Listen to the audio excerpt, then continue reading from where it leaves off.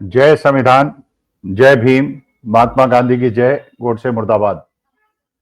देखिए, जो मुझे लग रहा है, एक शिक्षक के रूप में लग रहा है कि भारतीय शेयर मार्केट में एक पुलवामा होने वाला है और एक सर्जिकल स्ट्राइक होने वाली है। अब आप मुझसे कहेंगे कि स्वामी साहब, शेयर मार्केट का पुलवामा से और सर्जिकल स्ट्राइक से क्या लेना देना? वो अलग चीज है, ये अलग चीज है। मुझे ऐसा लगता है कि बिल्कुल वैसे ही होने वाला है। एक सर्जिकल स्ट्राइक हुई थी जो आप लोगों ने महसूस की या नहीं की, लेकिन बहुत लोगों ने महसूस की। वो सर्जिकल स्ट्राइक ये थी कि जब 2024 का लोकसभा का चुनाव हुआ, उसके पहले माननीय मोदी जी ने और माननीय अमित शाह जी ने खुलेआम कहा निवेशकों से कि जब चुनाव के रिजल्ट्स आएंगे उसके बाद मार्केट बहुत तेजी से बढ़ेगा, खरीद लो खरीद लो, जबकि वो उनके अधिकार क्षेत्र में नहीं था। लेकिन आजकल तो मोदी जी और अमित शाह जी के कार्य क्षेत्र में, अधिकार क्षेत्र में सब कुछ है, सेबी उनसे तो कुछ बोल नहीं सकती। और मार्केट बहुत तेजी से बढ़ा था। एग्जिट पोल्स आए थे, एग्जिट पोल्स ने बताया था बीजेपी की स्वीप हो रही है, 400 सीटें आ रही हैं। और जनता ने एक तो एग्जिट पोल को देखा, फिर मोदी जी और अमित शाह के आत्मविश्वास को देखा। उन्होंने शेयर मार्केट में बहुत खरीदारी की और मार्केट 7% बढ़ गया। जब रिजल्ट्स आए उसके बाद बीजेपी को 240 सीटें मिली, क्लियर मेजॉरिटी नहीं मिली, बैसाखी की सरकार बनी और शेयर मार्केट 7% गिर गया। तो अपने लोगों का तो उन्होंने फायदा करा लिया, क्योंकि जब उन्होंने 7% शेयर मार्केट को बढ़ाया था, उसके पहले उनके लोगों ने जब मार्केट 7% बढ़ गया तो बेच दिया, और जब मार्केट 7% गिर गया या तो खरीदा या वो नहीं खरीद के पैसा लेके बैठे रहे, क्योंकि वो जानते थे कि मार्केट में बहुत ज्यादा उतार चढ़ाव होने वाला है। और आप देख रहे हैं जब से चुनाव के रिजल्ट्स आए हैं, मार्केट में बहुत तेज उतार चढ़ाव हो रहे हैं। मार्केट बहुत बढ़ता है, गिरता है, बढ़ता है, गिरता है। और ये जो बढ़ता है इसका केवल कारण या स्थिर रहता है, इसका मेन कारण यह है कि भारतीय संस्थागत निवेशक शेयर मार्केट में सरकार के दबाव में खरीदारी करते हैं, और जो विदेशी निवेशक हैं वो बेचते हैं। तो विदेशी निवेशकों के बेचने और देशी निवेशकों, बड़े निवेशकों के जैसे एलआईसी है या म्यूचुअल फंड्स हैं, उनके खरीदने की वजह से मार्केट अभी केवल 8-9% गिरा है। लार्ज कैप 14-15%, मिड कैप और 14-15% स्मॉल कैप। लेकिन अगर ये भारतीय संस्थागत निवेशक ऊपर के दबाव की वजह से न खरीदते तो मार्केट बहुत ज्यादा गिर गया होता। खैर, एक मुद्दा, एक तो वो सर्जिकल स्ट्राइक हुई थी जो बहुत लोगों ने महसूस की, बहुत लोगों ने महसूस नहीं की। अब मुझे लगता है कि दूसरी सर्जिकल स्ट्राइक की तैयारी हो रही है और पुलवामा की स्ट्राइक हो रही है, तैयारी हो रही है। आपको पता ही होगा जब 2019 का चुनाव हुआ था और 2019 के पहले ये आबो हवा बनने लगी थी कि भारतीय जनता पार्टी का चुनाव जीतना बहुत मुश्किल हो गया। और ये बात घर घर तक पहुंच गई थी कि बेरोजगारी, महंगाई, जीएसटी, नोटबंदी, दुनिया भर की चीजों की वजह से लोगों को लग रहा था कि ये चुनाव भारतीय जनता पार्टी हार जाएगी। लेकिन भारतीय जनता पार्टी पुरानी धुरंधर पार्टी है, बड़ी तेज पार्टी है। आरएसएस के कंधों में बैठी हुई, बजरंग दल, आरएसएस, विश्व हिंदू परिषद, उनके कंधों में बैठी हुई पार्टी है। और इनके कार्यकर्ता गांव गांव तक फैले हुए हैं। ये वो कार्यकर्ता हुआ करते थे 2014 के पहले जो स्कूटर, मोटरसाइकिल पे एक झोला डाल के घुमा करते थे, और आज के तारीख में जब से मोदी जी की सरकार आई है, अब ये चार्टर्ड प्लेन में चलते हैं, बिजनेस क्लास में चलते हैं, और इनके हर शहरों के अंदर आलीशान ऑफिसेज। और जनता के दिमाग में यह भी प्रश्न नहीं आता कि ये जो आलीशान ऑफिसेज बने हैं, एयर कंडीशन ऑफिसेज बने हैं, 5 स्टार ऑफिसेज बने हैं, ये आखिर पैसा आया कहां से? क्योंकि जनता के जेब में तो पैसा है नहीं, लेकिन भारतीय जनता पार्टी के पास भरपूर पैसा है। चाहे वो पीएम केयर फंड का पैसा हो, चाहे वो चुनावी बॉन्ड का पैसा हो, चाहे वो अडानी जी का पैसा हो, बड़े बड़े पूंजीपतियों का पैसा हो। लेकिन पैसा तो है जो कि देश की जनता को नहीं मिला, लेकिन भारतीय जनता पार्टी को भरपूर मिला। लेकिन ये प्रश्न लोगों के दिमाग में आया था 2019 के चुनाव में भी। तो भारतीय जनता पार्टी ने एक बड़ी कुटिल चाल चली, और वास्तविकता में जो पुलवामा का कांड हुआ था उसे अगर कोई भी विवेचना करे, कोई भी विश्लेषण करे, किसी भी आर्मी अधिकारी से या किसी भी सिविल सर्वेंट से आप पूछिए कि अगर हमारे देश के सैनिक सरकार से मांग करते हैं कि उनको हेलीकॉप्टर दिया जाए क्योंकि वो खतरा महसूस कर रहे हैं और उन्हें ट्रांसपोर्ट करने के लिए हेलीकॉप्टर दिया जाए, दिया जा सकता था।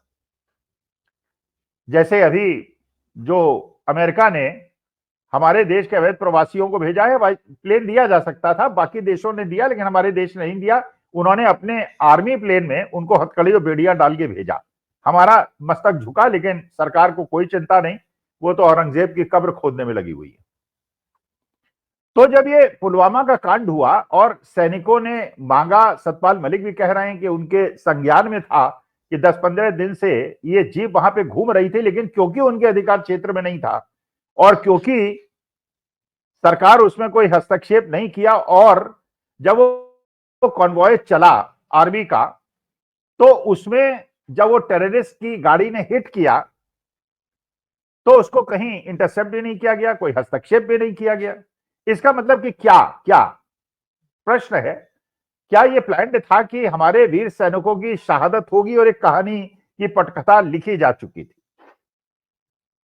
ब्लास्ट हुआ, हमारे वीर सैनिकों को वीर गति प्राप्त हुई, लेकिन वीर गति जो प्राप्त नहीं होनी चाहिए थी, क्योंकि जो भी सैनिक है वो चाहता है कि युद्ध क्षेत्र में लड़े, दुश्मन को मार के मरे, लेकिन अपने ही एरिया में, अपने ही क्षेत्र में असावधानी की वजह से उनके प्राण गए। और उस समय जब ये पुलवामा का कांड हुआ तो माननीय मोदी जी कॉर्वेट के अंदर फोटोग्राफी कर रहे थे, और जब सतपाल मलिक जैसा बताते हैं, मैं नहीं कह रहा हूं, सतपाल मलिक बताते हैं कि जब फोन किया गया तो उनसे कहा गया कि आप चुप रहिए, इस मामले को बहुत ज्यादा मत उठाइए। क्या देश की जनता के कान उस समय नहीं खड़े हुए कि एक बहुत बड़ा षड्यंत्र है और उस षड्यंत्र में हमारे देश के वीर जवानों की शहादत ली गई? होना क्या चाहिए था? अगर इसकी सही विश्लेषण और विवेचना आप करेंगे तो होना यह चाहिए था कि सरकार की बहुत बड़ी नाकामयाबी है और नाकामी है कि उन्होंने असावधानीवश और पूरा केयर न करके उसकी, एक प्रकार से जो सारी सड़कें नॉर्मली होता है जब आर्मी का कन्वॉय चलता है तो चारों जितने भी इंटरसेप्शंस होते हैं उनको हर जगह से आर्मी के जवान किसी भी इंट्रूडर को रोकते हैं, लेकिन उस समय इंट्रूडर को नहीं रोका गया। मैं भी कश्मीर गया, आप लोग भी कश्मीर गए होंगे, कश्मीर में रहने वाले भी जानते होंगे, हर 500-100 मीटर पे आपको आर्मी के 2-4 लोग बंदूक ताने मिल जाते हैं, क्योंकि वो सतर्क रहते हैं, देश की रक्षा के लिए सतर्क रहते हैं। लेकिन आर्मी के कन्वॉय के साथ नहीं हुआ और इतनी बड़ी एक घटना घटी कि हमारे देश के, हमारे वीर जवानों को मूर्खता की वजह से अपने प्राण त्यागे पड़े, जो गवर्नर भी कह रहे हैं। लेकिन होना क्या चाहिए था? होना तो यह चाहिए था कि देश की जनता को इसमें रोष आना चाहिए था, देश की जनता को यह प्रश्न उठाना चाहिए था कि सरकार इतनी निकम्मी सरकार कैसे है जो अपने देश के जवानों की रक्षा नहीं कर सकती। अच्छा, जो उसका जस्टिफिकेशन भी दिया गया कि पाकिस्तान का हाथ है इसमें और पाकिस्तान ने यह कर दिया। भाई, अगर पाकिस्तान तो करेगा ही, पाकिस्तान तो हमारा शत्रु राष्ट्र है, वो तो हमेशा से ये करता आया है, तो क्या आपको इसका अंदाजा नहीं था पाकिस्तान ये कर सकता है और उसके लिए सावधानी बरतने की आवश्यकता है? और बाद में ये क्लेम करना कि पाकिस्तान, इसका मतलब आपकी जो विजिलेंस है और आपकी जो सूचना तंत्र है वो इतना कमजोर है कि अगर पाकिस्तान इस प्रकार की हिंदुस्तान के अंदर घुस के हमारे वीर जवानों की शहादत करा सकता है, तो ये नाकामयाबी और ये नाकामी तो भारत सरकार की थी। लेकिन भारत सरकार ने 20 हमारे जवानों की शहादत देने के बाद एक नया किस्सा जताया कि साहब हमने पाकिस्तान में पीओके में सर्जिकल स्ट्राइक कर दी। चलिए, सर्जिकल स्ट्राइक कर दी,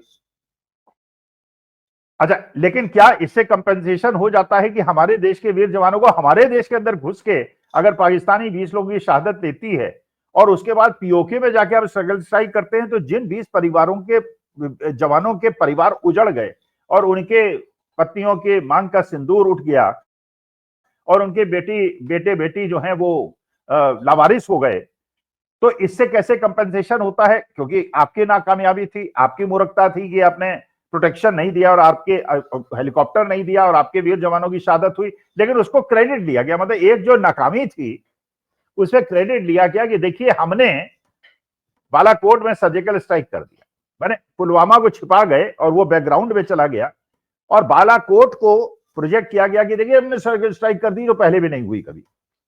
और जबकि वास्तविकता है कि सर्जिकल स्ट्राइक जो सबसे बड़ी विश्व की सर्जिकल स्ट्राइक हुई है वो तो बांग्लादेश के अंदर हुई है, 1971 में हुई है। एक पूरे पाकिस्तान जैसे देश जिसकी असली ताकत ये थी कि उसको भारतवर्ष को उसने दोनों तरफ से घेर लिया था, वेस्ट पाकिस्तान ईस्ट पाकिस्तान, और कभी इधर से घुसते थे कभी उधर से घुसते थे। और उस मतभेद का फायदा उठा के इंदिरा गांधी ने उस समय बांग्लादेश के अंदर शेख मुजीबुर रहमान का समर्थन किया और उनको कन्विंस किया बांग्लादेश वालों को कि आपके ऊपर वेस्ट पाकिस्तान वाले बहुत ज्यादा अन्याय अत्याचार करते हैं, इसलिए आप स्वतंत्र देश बनाइए, हम आपकी मदद करेंगे। और हमारे सैनिक वही मुक्ति वाहिनी के लुंगी और कुर्ता पहन के और दाढ़ी बढ़ा के मुक्ति वाहिनी के साथ लड़े और पाकिस्तान को खदेड़ दिया। और आपको पता है कितना वीरता का इतिहास, ये 90,000 पाकिस्तान के सैनिक हमारे देश के अंदर प्रिजनर ऑफ वॉर रखे गए और जनरल नियाजी और जिस तरह से हमारे देश के सामने समर्पण किया, वो पूरे विश्व के इतिहास में एक अनोखी घटना थी। लेकिन उसका फायदा नहीं उठाया उन्होंने, उसको क्लेम नहीं किया कि हमने बहुत बड़ी वीरता की, इतना बड़ा सर्जिकल स्ट्राइक कर दिया। और 6 साल के बाद इंदिरा गांधी चुनाव हार भी गई, 71 में किया और 77 में हार गई। लेकिन भारतीय जनता पार्टी तो आरएसएस की काडर बेस्ड पार्टी है, विश्व हिंदू परिषद और बजरंग दल की पार्टी है, उन्होंने इस चीज का बिल्कुल जो डायरेक्शन था गुस्से को, वो एक देशभक्ति की तरफ करके और बालाकोट ले जाके उस चुनाव को 2019 के जीत लिया। इसका मतलब यह है कि वो एक पुलवामा हुआ था और पुलवामा में ज्यादा लोगों को ध्यान देना चाहिए था और देश को प्रश्न पूछना चाहिए था सत्ताधारियों से कि आपकी इस मूर्खता की वजह से हमारे देश के वीर जवानों की शहादत कैसी हुई। लेकिन देश की भूली वाली जनता को इस तरह से सोशल मीडिया और व्हाट्सएप के माध्यम से गुमराह किया गया कि वो पुलवामा तो भूल गए, बालाकोट के मुद्दे पे उन्होंने खुश होकर जो पहले मूड बनाया था कि भारतीय जनता पार्टी को नहीं जिताएंगे, उन्होंने भारतीय जनता पार्टी को जिता दिया। अब प्रश्न उठ रहा है, मैंने जो आपसे कहा कि भारतीय शेयर मार्केट में एक पुलवामा होने वाला है और एक बालाकोट होने वाला है। अब आप पूछेंगे ये बात आप कैसे कह रहे हैं? देखिए, अभी ये बात बिल्कुल पक्की है, जो डोनाल्ड ट्रंप ने ये कहा है कि हम रेसिप्रोकरी टैक्स लगाएंगे। रेसिप्रोकरी टैक्स का मतलब ये होता है कि जितना टैक्स दूसरे देश हम पे लगाएंगे उतना ही अमेरिका लगाएगा। अगर उन्होंने चीन को भी कहा, यूरोप को भी कहा, भारतवर्ष को भी कहा, मैक्सिको को भी कहा, कनाडा को भी कहा कि जितना टैक्स आप लगाएंगे उतना। और ये डोनाल्ड ट्रंप की उसके बीच में फिलॉसफी ये है कि जो बाकी देश वाले हैं जब अमेरिका में माल भेजते हैं तो अमेरिका टैक्स कम लगाता है, जिससे चीन, कनाडा, भारत, मैक्सिको का सामान अमेरिका में खपत हो जाती है और इंडस्ट्री का फायदा होता है दूसरे देशों का।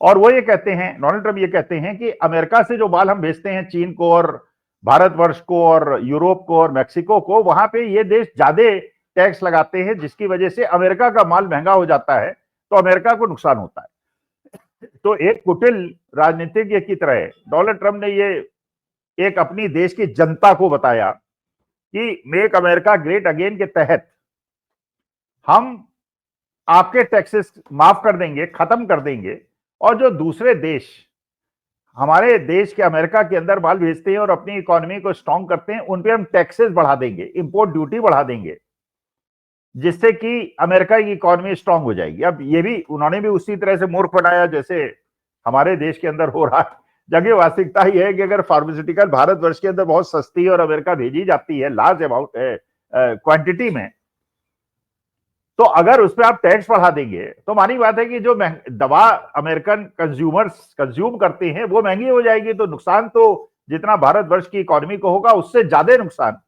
अमेरिका के कंज्यूमर्स को होगा। लेकिन अमेरिकन कंज्यूमर्स इसी बात पे खुश हैं कि साहब एक सर्जिकल स्ट्राइक डोनाल्ड ट्रंप साहब ने कर दी। कनाडा ने भी बाइकआउट करना शुरू कर दिया अमेरिका के प्रोडक्ट्स का। रूस से पहले ही तनातनी चल रही थी, मैक्सिको ने भी वही किया। चीन ने भी कहा जितना टैरिफ अमेरिका हम पे लगाएगा उतना ही हम लगा देंगे। लेकिन हमारे भारतवर्ष ने एक अलग स्टैंड लिया। अब उसकी क्या मजबूरी है, ये स्टैंड क्यों लिया, लेकिन आप देख रहे हैं रोज नई नई खबरें आपको मिल रही। नई नई खबरें ये मिल रही हैं कि साहब वो हार्ले डेविडसन की मोटरसाइकिल पे भारतवर्ष ने इंपोर्ट ड्यूटी कम कर दी, उनकी जो टेस्ला कार है उस पर इंपोर्ट ड्यूटी कम कर दी, अमेरिकन स्कॉच पे ड्यूटी कम कर दी। नई खबर है कि जो ड्राई फ्रूट्स आते हैं अमेरिका से, कैलिफोर्निया से, उस पर ड्यूटी कम कर दी। अब हमारी बात है कि अगर कैलिफोर्निया से काजू बादाम और अखरोट आएंगे तो भारतवर्ष के अंदर जो काजू बादाम का प्रोडक्शन करने वाले लोग हैं, मार्केट के अंदर स्लम्प वो हो जाएगा, बहुत ज्यादा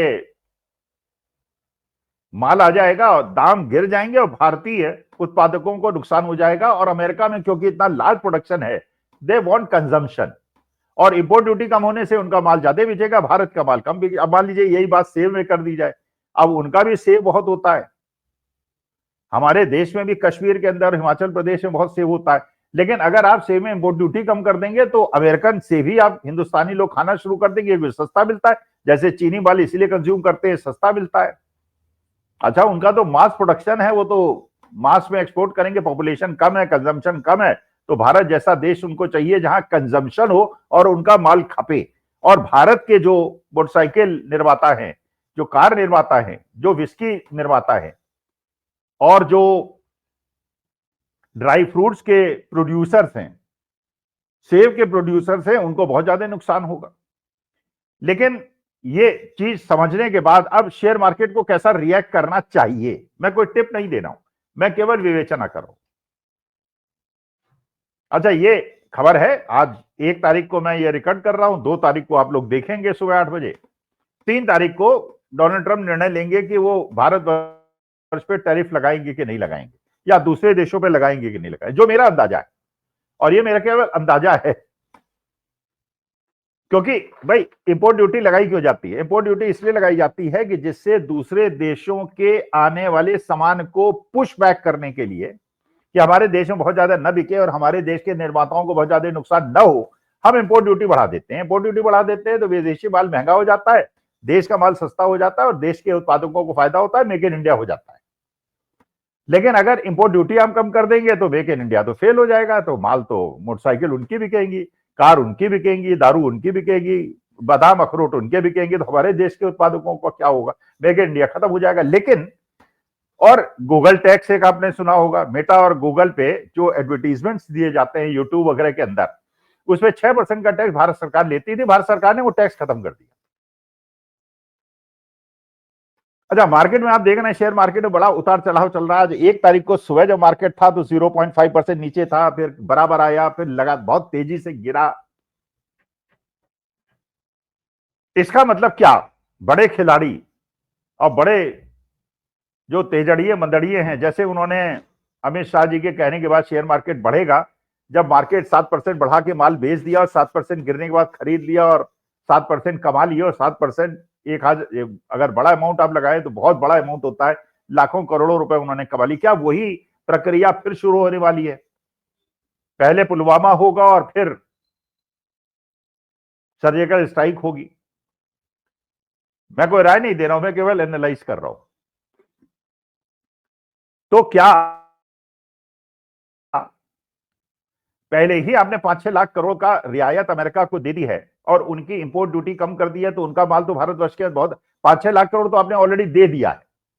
अगर 3 तारीख को डोनाल्ड ट्रंप ये निर्णय लेते हैं और मान लीजिए अनाउंसमेंट होता है कि बाकी जगहों पे तो वो टैरिफ लगाएगा, लेकिन भारतवर्ष पे वो जो है वैसे ही रहेगा। कारण यह है भाई, अगर मान लीजिए भारतवर्ष अमेरिका से आने वाले सामान पे 20% टैक्स लगाता है और अमेरिका हमारे जाने वाले सामान पे 10% टैक्स लगाता है, तो 2 तरीके हैं दोनों में इक्वलाइजेशन करने के। या तो हम अपने टैक्स को 20 से घटा के 10 कर दें, या वो अपने टैक्स को 10 से बढ़ा के 20 करते हैं। यही तो डोनाल्ड ट्रंप चाह रहे हैं, बाकी देशों से भी यही चाह रहे हैं। लेकिन अगर इस अनाउंसमेंट के पहले ही भारत सरकार अपने टैक्सेस को 20 से 0 कर दे, जैसे मोटरसाइकिल, कार, दारू और ड्राई फ्रूट्स में किया है, तो अमेरिका कहेगा कि भाई ठीक है, कोई रद्दोबदल करने की आवश्यकता नहीं है और जैसा चल रहा है वैसे चले। तो जब ये मैसेज जाएगा भारत के शेयर मार्केट इन्वेस्टर्स के पास, तो अभी तो मार्केट को वो गिरा रहे हैं कि अगर इस प्रकार की घटना घटी तो जो छोटा निवेशक है वो बहुत बड़े दांव में फंस जाएगा, क्योंकि अगर ये अनाउंसमेंट डोनाल्ड ट्रंप की तरफ से होता है कि भारत के जो टैरिफ है उसमें हम कोई रद्दोबदल नहीं कर रहे हैं, क्योंकि अमेरिका को करने की आवश्यकता ही नहीं है, क्योंकि भारतवर्ष पहले ही टैक्सेस कम, इंपोर्ट ड्यूटी कम कर चुका है।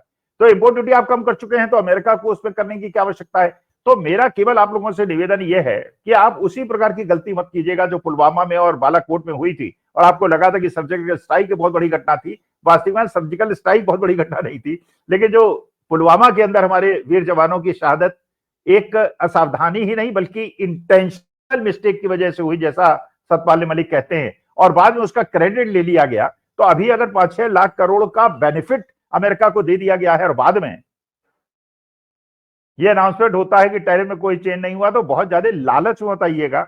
अभी से जो टैरिफ में आपने बेनिफिट दे दिए, इसका माने डोनाल्ड ट्रंप की बात आपने ऑलरेडी मान ली है। और ये बात समझिए, आप भारत की अर्थव्यवस्था के बारे में आपको पता है, जीडीपी कम हो रही है, लोन बढ़ रहे हैं,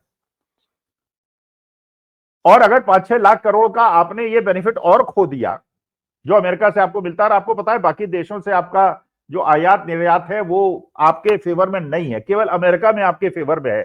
और 5-6 लाख करोड़ का अगर आपने बेनिफिट अमेरिका को दे दिया तो वो बेनिफिट भी खत्म हो जाएगा। तो उसके बाद हमारी अर्थव्यवस्था की स्थिति क्या होगी, क्योंकि जो पी चिदम्बरम साहब है, जो पहले फाइनेंस मिनिस्टर थे और फाइनेंस के अच्छे ज्ञाता हैं, उनका ये कहना है कि ये अगर टैरिफ में मोदी जी ने डोनाल्ड ट्रंप से सीधे खड़े होकर बात नहीं की और ये कहा कि इस प्रकार का न्याय आप मत कीजिए, जैसे कनाडा ने किया, तन के खड़ा हुआ, चाइना तन के खड़ा हुआ, मैक्सिको तन के खड़ा हुआ, अगर भारतवर्ष ऐसा नहीं करेगा तो चिदम्बरम साहब का ये कहना है कि 6 महीने के अंदर भारत की अर्थव्यवस्था पूरी तरह से बर्बाद हो जाएगी। क्योंकि अभी तक तो आपका रुपया इसलिए संभला हुआ था कि अमेरिका में आपका एक्सपोर्ट ज्यादा था और इंपोर्ट कम था, लेकिन अगर आप इंपोर्ट ड्यूटी 5-6 लाख करोड़ की कम कर देंगे तो अमेरिका का फेवर भी खत्म हो जाएगा, और तब आपके रुपए की क्या हाल होगी, आपकी अर्थव्यवस्था की क्या हाल होगी। तो कृपा करके जो बात मैं कह रहा हूं उसको समझने का प्रयास कीजिएगा, उसके मर्म को समझने का प्रयास कीजिएगा, और उसी प्रकार से जो पुलवामा हुआ था, बालाकोट हुआ था, सर्जिकल स्ट्राइक हुई थी, उसके आधार पे इमोशनली मत चार्ज हो जाइएगा, वरना आपका पैसा फिर डूब जाएगा। ध्यान रखिएगा, जो जो बात मैंने कही है उसको समझिएगा, और अगर कोई भी बात इसमें आपको नहीं समझ में आई है कमेंट बॉक्स में पूछिएगा, मैं क्लैरिफाई करूंगा। लेकिन मेरा ये मानना है जिस प्रकार की रियायतें अमेरिका को ऑलरेडी भारतवर्ष दे चुका है, उसके बाद भारत की इकोनॉमी में बहुत बड़ा खतरा है, और इस बात पे मैं चिदम्बरम साहब से बहुत ज्यादा सहमत हूं। नमस्कार, धन्यवाद और प्रणाम।